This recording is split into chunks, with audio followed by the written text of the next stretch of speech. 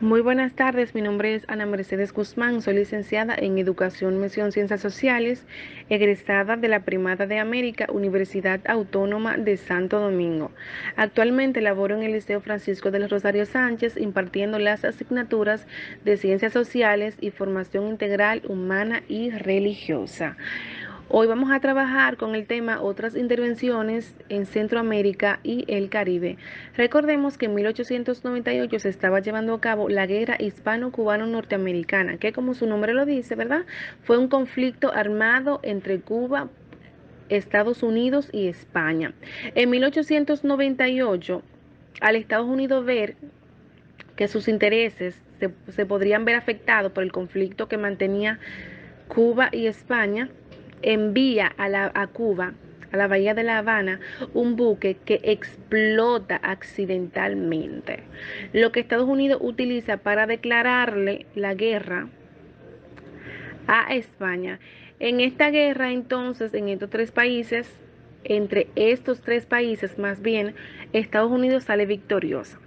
Entonces, mediante el Tratado de París, firmado el 10 de diciembre de 1898, por así decirlo, Estados Unidos obliga a España a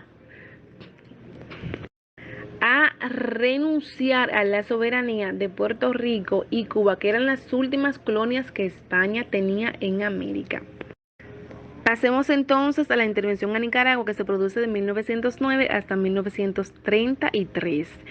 En Nicaragua, los liberales habían tomado el poder con la ayuda del entonces presidente José Santos Zelaya, que se mantiene en el poder hasta 1909. Vamos a decir que las relaciones entre Estados Unidos y Nicaragua se mantuvieron estables hasta 1908, porque en 1908 Nicaragua cancela contratos firmados por Estados Unidos, afectando los intereses mineros de Estados Unidos en la zona. Es por esto que en 1909 Estados Unidos decide invadir oficialmente Nicaragua.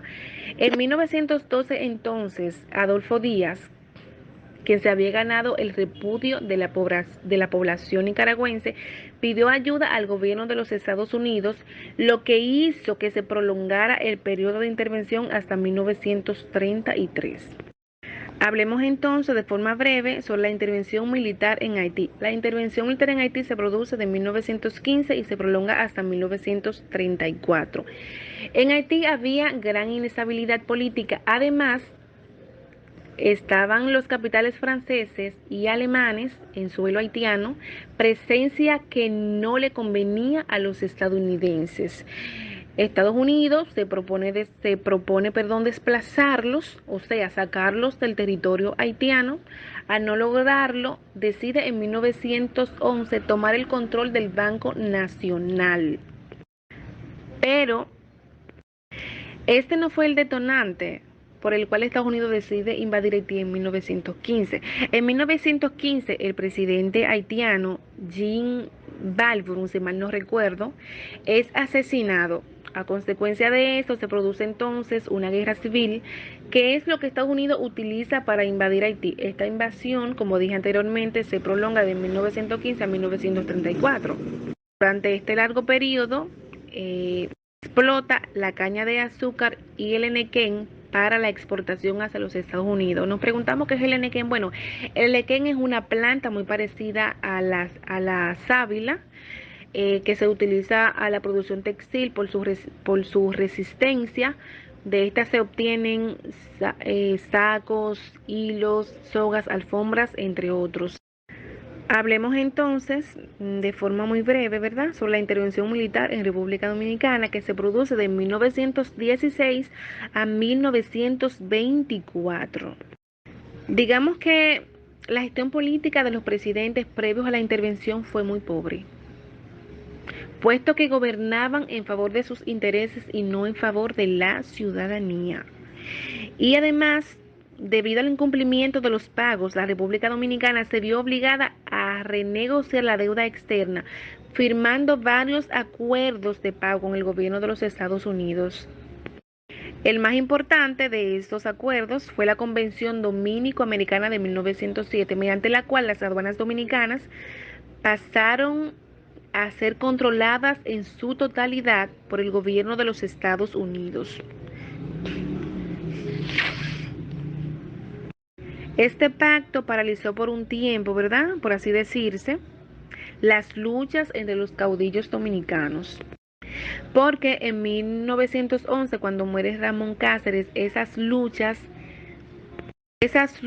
vuelven a resurgir, llegando a tener más de 6 presidentes en 5 años. Es decir, la inestabilidad política en República Dominicana volvió con fuerza. A consecuencia de esto, esta inestabilidad política que volvió a resurgir en territorio dominicano afectó los intereses de los Estados Unidos. Es por esto que los estadounidenses deciden invadir la República Dominicana en 1916. Los Estados Unidos, durante esta intervención, tomaron el control total de la República Dominicana en el ámbito económico, político y social. Por ejemplo, censuraron la prensa, desarmaron la población, establecieron la educación primaria obligatoria, que es algo positivo de alguna manera, crearon la Guardia Nacional, etcétera. En 1922, el presidente dominicano, en conjunto con el presidente de los Estados Unidos, o sea, el presidente dominicano viaja a los Estados Unidos, y se establece entonces el plan Hugo Peinado, que consistía en una serie de acuerdos en la que Estados Unidos también se comprometía o pedía al pueblo dominicano que nombrara un presidente provisional y convocara a elecciones para ellos poder desembarcar del país. Estas elecciones se hicieron efectivas 2 años después, es decir, en 1924, y aquí cuando las tropas salen del territorio dominicano.